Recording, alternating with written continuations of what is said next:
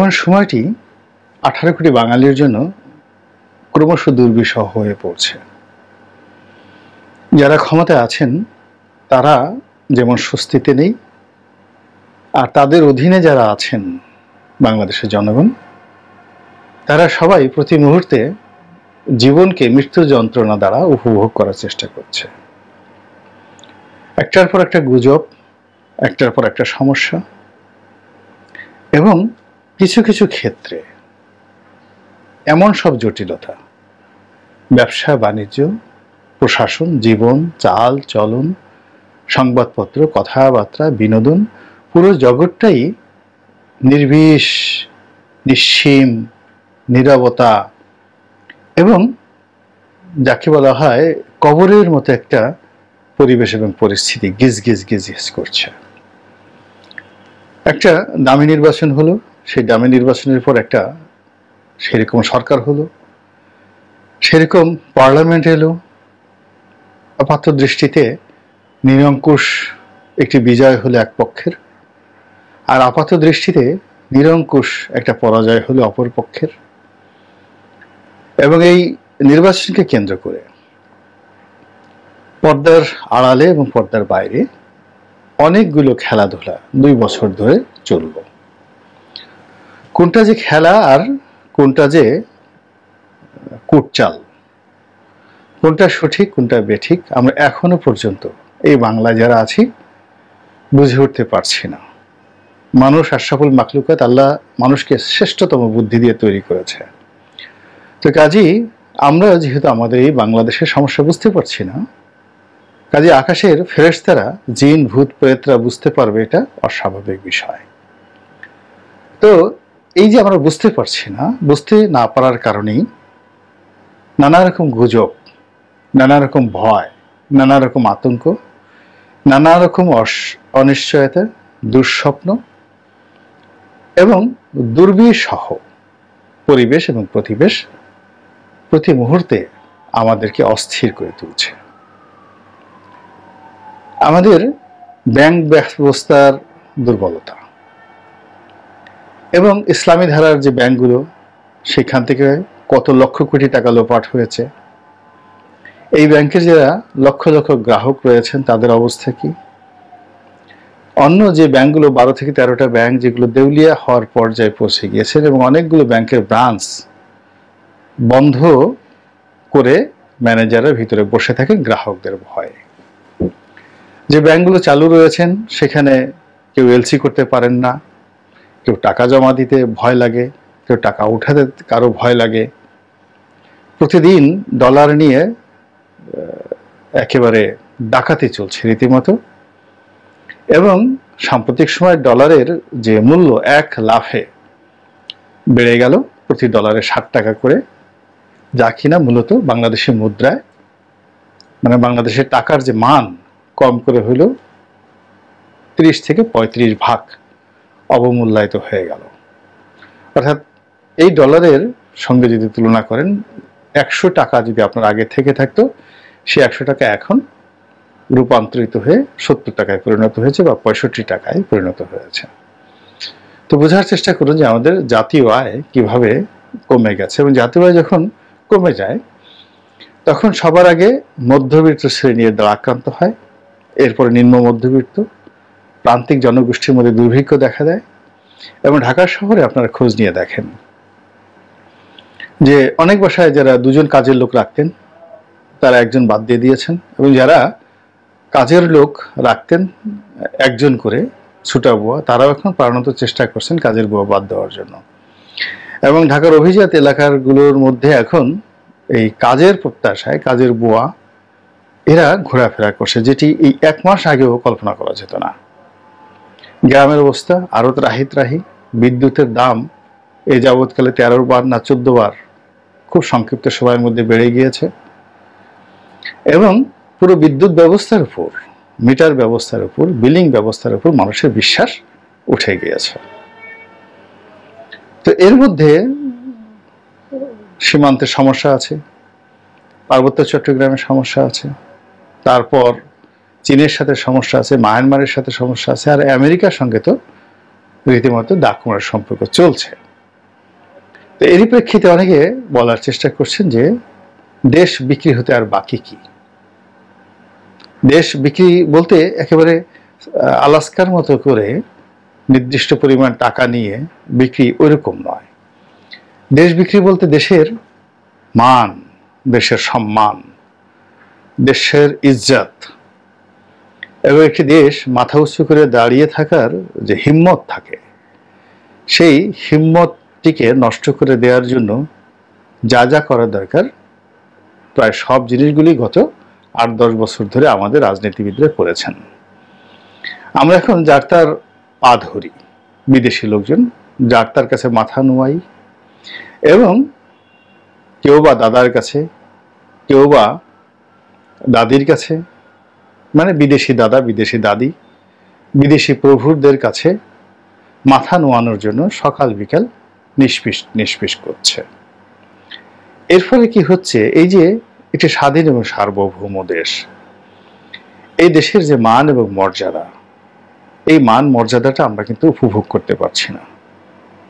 যেমন আমাদের দেশে ব্লিংকেন সাহেব নন, তার অধীনের একজন একেবারে ছোট কর্মকর্তা, মানে মার্কিন পররাষ্ট্রমন্ত্রীর অধীনে একেবারে ছোট একজন কর্মকর্তা মিস্টার ডোনাল্ড লু। তো তিনি বাংলাদেশে এলেন, চলে গেলেন। সরকার বলল উনি কিভাবে এলেন, আমরা তো তাকে দাওয়াত করিনি। তা আপনি বোঝার চেষ্টা করুন যে আপনার একটা ঘর আছে, দরজাও আছে, ঘরের মধ্যে আপনি বসবাস করছেন, কিন্তু পাশের বাড়ির জমিদার সাহেব যে কোনো সময় আপনার ঘরে ঢুকতে পারেন, আপনি কি করেন দেখতে পারেন, আপনি কি খান বুঝতে পারেন, আপনাকে ওয়াজ করতে পারেন, নসিহত করতে পারেন, মৃদু ধমক লাগাতে পারেন। আর যদি জমিদার বাবু খারাপ চরিত্রের হন তাহলে রঘু ডাকাতের মতো আপনার ধন সম্পত্তি লুণ্ঠন করতে পারেন। জমিদার বাবু যদি লম্পট হন তাহলে আপনার ঘরের স্ত্রী এবং কন্যা সন্তানের যে আর্তনাদ, এটি আপনাকে শুনতে হবে এবং আপনাকে তাদের দুরবস্থা দেখতে হবে। তদ্রূপ একটি দেশ এর স্বাধীনতা, সার্বভৌমত্ব এবং তার যে মান সম্মান বলতে যেটি বোঝায়, সেটি হলো এই রাষ্ট্র ব্যবস্থার ইচ্ছার বাইরে পৃথিবীর কোনো শক্তি নেই এই রাষ্ট্রের সীমানার ভিতরে দৃষ্টি নিক্ষেপ করে। এখন আমাদের সীমান্তে গোলাগুলি হচ্ছে, ভারতীয় গরু চোরেরা ইচ্ছা মতো গরু বাংলাদেশে ঢুকিয়ে দিচ্ছে, আবার কখনো কখনো সেই গরু চোরেরা আমাদের লোকদেরকে গুলি করে মেরে ফেলছে। কিচ্ছু করার নেই, কিছু বলার নেই, নিন্দাবাদও জানাতে পারবেন না। সেখান থেকে ছেড়ে ভারত বড় প্রতিবেশী, ছোট প্রতিবেশী মায়ানমারের দিকে আসেন, সেখানে আমরা আরো অসহায়। তাদের প্রায় 12 থেকে 13 লাখ রোহিঙ্গা এখন আমাদের দেশে। মায়ানমারের যুদ্ধের কারণে সেখানে যে আরাকান আর্মি এবং আরো পরস্পর বিরোধী কয়েকটা আর্মি বা গেরিলা বাহিনী থেকে তৈরি হয়েছে, তারা যে কোনো সময় আমাদের পার্বত্য চট্টগ্রাম, বান্দরবন, খাগড়াছড়ি এবং আমাদের কক্সবাজার, এই পুরো এলাকাকে তারা অশান্ত করে ফেলতে পারেন। ফলে এই সীমান্তটিও আমাদের জন্য এখন বিস্ফোরা হয়ে পড়েছে। দূরবর্তী দেশ যে চীন, মানে আমরা চীনের সাথে বলছি, আশা করছি সরকার পক্ষ, বিরোধী পক্ষ সবাই চীনকে তোয়াজ করার চেষ্টা করছে, কিন্তু চীন কখনোই কারো বন্ধু হয় না। তারা সবসময় শুরু থেকে এই পর্যন্ত সবসময় একটা সফট ডিপ্লোম্যাসি তারা করে থাকে, টাকার মাধ্যমে, ব্যবসা বাণিজ্যের মাধ্যমে। তো সেই টাকা এবং ব্যবসা বাণিজ্যের জন্য তারা যে শর্ত এবং তাদের যে ডিপ্লোম্যাটিক যে নর্মস রয়েছে, আমরা সেই নর্মসটা এখনো পড়তে পারিনি। ফলে চীনের দ্বারা যেভাবে শ্রীলঙ্কা উপকৃত হয়েছে, চীনের দ্বারা যেভাবে মালদ্বীপ উপকৃত হয়েছে, ইরান উপকৃত হয়েছে, আফ্রিকার অনেকগুলো দেশ উপকৃত হয়েছে, এমনকি আমেরিকা চীনের দ্বারা সবচেয়ে বেশি উপকৃত হয়েছে। এমনকি যুদ্ধ যখন ভারত এবং চীন সীমান্তে যখন যুদ্ধ চলে, কার্গিল যুদ্ধ, মানে আছে কার্গিল না, কার্গিল যুদ্ধ তো পাকিস্তানের সাথে যে যুদ্ধ চলে লাদাখে, সেই যুদ্ধের মধ্যেও ভারতের যে সবচেয়ে বড় বৈদেশিক ঋণ, এই ঋণটি কিন্তু চীনের এক্সিম ব্যাংক থেকে মঞ্জুর করা হয়েছিল।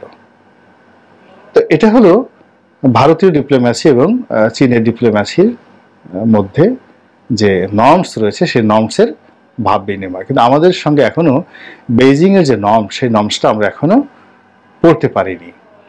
ফলে আমরা আসলে প্রতি মুহূর্তেই ডিপ্রাইভ হচ্ছি, অনিশ্চয়তার মধ্যে পড়ছি, এবং চীনের অবিশ্বস্ততার মানে আমাদেরকে বিশ্বাস করার মতো কোনো সুযোগ চীন পাচ্ছে না। তো গেল চীনের সাথে আমাদের এই সম্পর্ক। এর বাইরে আমাদের যে অভ্যন্তরীণ যে ব্যাংকিং ব্যবস্থা রয়েছে, এই ব্যাংকিং ব্যবস্থার 10 থেকে 12টি খাত। প্রথম খাত হলো ঋণ দেওয়া, এরপরে ঋণ নেওয়া, এরপর দ্বিতীয় খাত হলো দৈনন্দিন নগদ অর্থের লেনাদেনা করা, তারপর আমাদের যে ব্যবসা বাণিজ্যের সহায়ক শক্তি হিসেবে, গ্যারান্টার হিসেবে অনেক ক্ষেত্রে এই কাজগুলো করা। এরপর যেটি রয়েছে সেটি হলো বৈদেশিক বাণিজ্যের মাধ্যম হিসেবে এই ব্যাংকগুলো কাজ করে থাকে। এরকম 10-12টি হাজারো গুরুত্বপূর্ণ আমাদের দৈনন্দিন জীবনের যে কাজ আছে, সেই হাজারো গুরুত্বপূর্ণ কাজের মধ্যে এই ব্যাংকিং সেক্টরে যে 10-12টি গুরুত্বপূর্ণ কাজ, এটি ছাড়া এই মুহূর্তে রাষ্ট্র, দেশ, জাতি, সমাজ, সংসার অচল। পুরো ব্যাংকিং ব্যবস্থাটি এখন বলতে গেলে মানুষের বিশ্বাসের যে সীমা এটা অতিক্রম করেছে, ধৈর্যের সীমা অতিক্রম করেছে। কোনো ব্যাংক এই মুহূর্তে মানুষকে উপকার করতে পারছে না, অথচ প্রত্যেকটা মানুষকে রীতিমতো দৌড়ের উপর রেখেছে। তো এই যে আমাদের যে দেশ বিক্রি, ব্যাংকের যে দেউলিয়াত্মপনা বা দেউলিয়া হয়ে যাওয়া, তার সঙ্গে সঙ্গে আবার বাংলাদেশ ব্যাংকের রিজার্ভ আবার চুরি হয়েছে, এই ধরনের গুজব। এখন বলেন তো, এই সকল কথাবার্তা শোনার পর আপনি নিজেকে কি এরকম ভাবে পরিচালনা করবেন? আপনি কি খুব কুল থাকতে পারবেন, না এক ধরনের অস্থিরতা আপনাকে তাড়া করবে? আপনি কি আপনার নিজস্ব যে প্রোডাক্টিভিটি, সে প্রোডাক্টিভিটি চালাতে পারবেন, নাকি আপনার ভিতরে যে কর্মক্ষমতা আছে সেগুলো শেষ হতে হতে একেবারে আপনি কবরের দিকে চলে যাবেন? বাংলাদেশের যে 18 কোটি মানুষ, এই 18 কোটি মানুষ গত কয়েক বছর ধরেই অপরাজনীতি, অপসংস্কৃতি এবং মাফিয়াতন্ত্রের কবলে পড়ে রীতিমতো দিশেহারা হয়ে পড়েছে।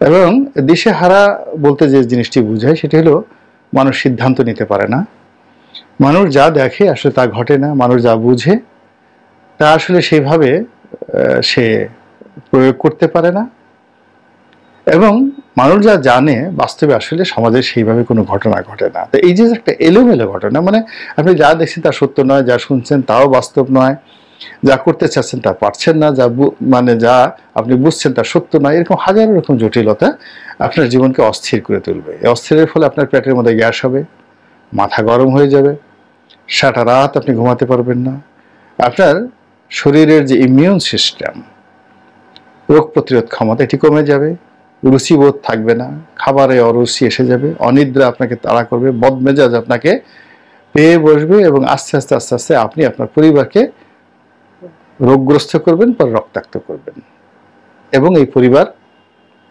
পাড়া প্রতিবেশীকে নষ্ট করবে, পাড়া প্রতিবেশী সমাজকে নষ্ট করবে, সমাজ রাষ্ট্রকে নষ্ট করবে। এখন বলেন তো, এই যে নষ্টর যে একটা সিন্ডিকেট, সেই সিন্ডিকেটের বাইরে আমাদের এই দেশের কয়জন মানুষ জান্নাতি সুখের মধ্যে আছে? আর এই যে আজকে আমাদের যে অস্থিরতা, এটি শুরু হলো যে অপশাসন থেকে। সেই অপশাসনের নায়ককে, নায়িকাকে, কারা এর জন্য দায়ী? আমরা যদি তাদেরকে ঘৃণা করতে না পারি, তাদেরকে পরিহার করতে না পারি, তাদেরকে প্রতিরোধ করতে না পারি, তাহলে নাগরিক হিসেবে আসলে আমাদের কপালে আরো দুর্ভোগ এবং দুর্দশা বাড়তেই থাকবে। এবং যারা একটু আধ্যাত্মিকতায় বিশ্বাস করেন, তারা এ সকল অপশাসন, এ সকল অপরাজনীতি এবং অপশক্তি, এদের বিরুদ্ধে যতক্ষণ না পর্যন্ত আল্লাহ রাব্বুল আলামিনের সাহায্য না চাইবেন, চোখের পানি ফেলে ভালো নেতৃত্বের জন্য আল্লাহর কাছে প্রার্থনা না করবেন, ততক্ষণ পর্যন্ত আমাদের যে জাতীয় সমস্যা ক্রমশ বাড়তেই থাকবে। আল্লাহ আমাদের সবাইকে